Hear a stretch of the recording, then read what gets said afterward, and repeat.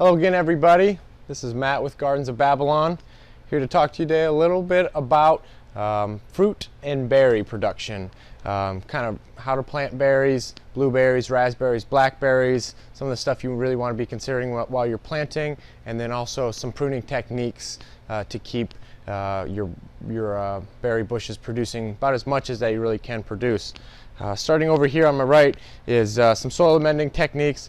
Now, with the case of berries, blueberries especially, like their soils to be more acidic than your typical garden soil. Blueberries like having a pH of maybe around 4.5 to 5.5. That window, it's really important too to really get that pH right, or else your blueberry bushes just are not going to be happy for their longevity in the growing seasons. So you really want to make sure you get your pH right. But raspberries and blackberries aren't quite as picky as low of a pH compared to blueberries. They're fine with about a pH of around 5.5 to 6.5, which is more commonly found in a lot of garden beds around at least the Nashville, Tennessee area. But you always kind of want to make sure you get your pH right before you get started into the world of berry plants. To acidify the soil for specifically blueberries, a couple different techniques. You can use items like peat moss, which is in this tray right here, added into your planting hole while you're planting your blueberries. You can add things like peat moss. You can add things like pine fines, which is kind of a waste of the paper industry. Ground up pine bark can be added to the hole, as well as mulching your berry plants in with a pine straw or a pine mulch is fine. There's types of worm castings that are also acidically composted to where this is a product called Woodland Soil Mix from the Mr. Natural Company. Really great, rich compost that we use for a lot of acidifying purposes, like hollies or boxwoods or berry plants here. And then the final product, there's an aluminum sulfate product, which is a soil amending granular that can be added per direction rate. You really want to make sure you're paying attention to aluminum sulfate additions, just because you can definitely overdo it, and a little bit goes a long way. But once you get your pH right, it's just always like anything else in the world of gardening. You're always continually wanting to build up organic matter, either through cover cropping or through mulching or through natural fertilizing. But definitely goes a long way to really getting your soil really amended well once you start to get your berry plants planted and installed. But once you get them in the ground, I have some plants here at varying stages of growth to kind of give you a heads up what you're looking for when you're looking to prune. In the world of raspberries and blackberries, they're definitely more forgiving in the pruning world, and there's really not much to them.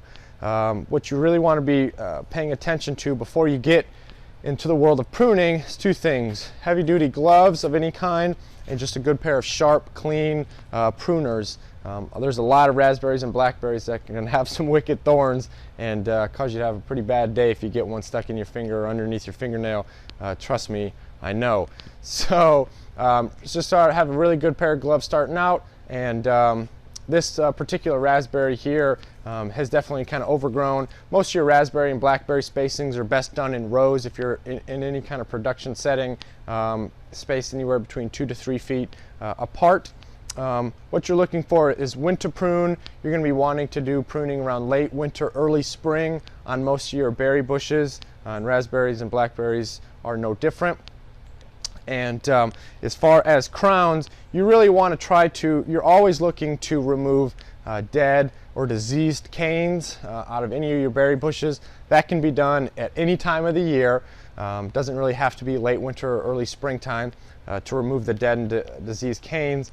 But as far as the live canes growth, you want to be doing them around late winter. So for this raspberry bush, you got a couple really long runners here, and really all I'm trying to do, first off, we'll get some of these dead canes out of the way. There's one guy right here. You can just prune back dead.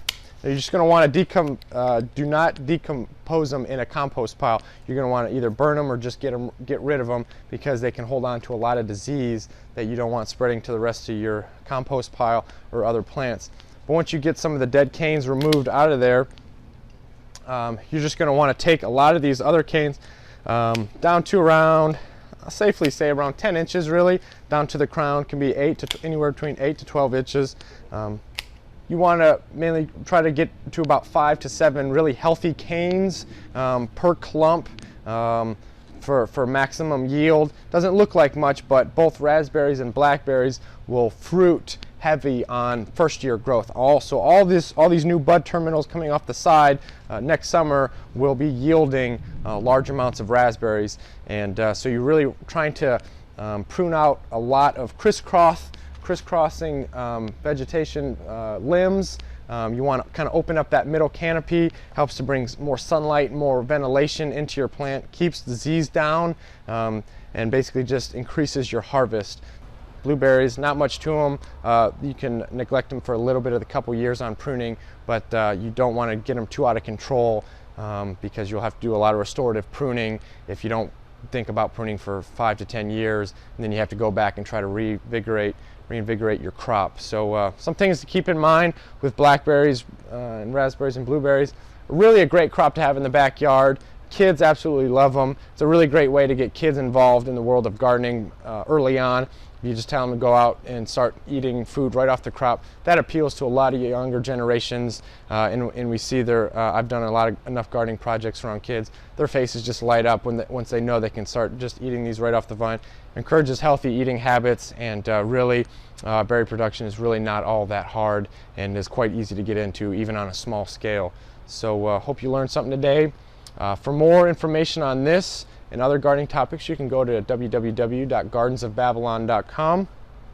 Again, my name is Matt with Gardens of Babylon, and have a great day.